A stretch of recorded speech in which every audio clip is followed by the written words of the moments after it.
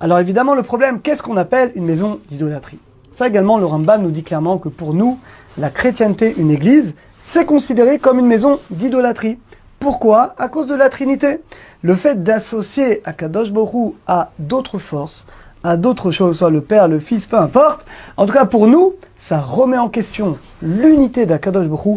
Et pour nous, c'est considéré comme une maison d'idolâtrie.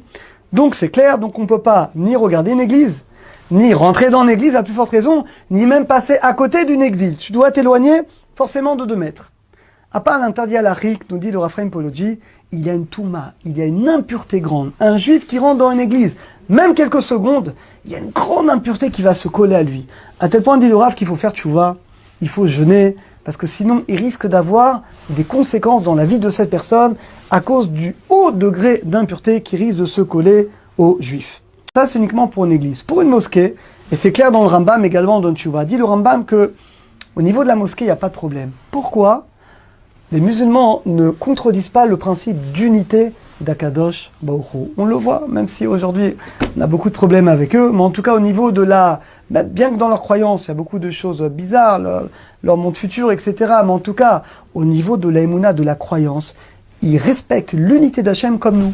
D'après eux, il y a Hachem et il n'y a rien d'autre. Ils ne vont pas associer. D'ailleurs, vous voyez dans la mosquée, il n'y a pas de statue, il n'y a pas d'idole, il n'y a rien. Il y a vraiment Akadosh Baruch Hu. Ce qui explique, dit le Rambam, que d'après nous, les Arabes ne sont pas considérés comme des idolâtres.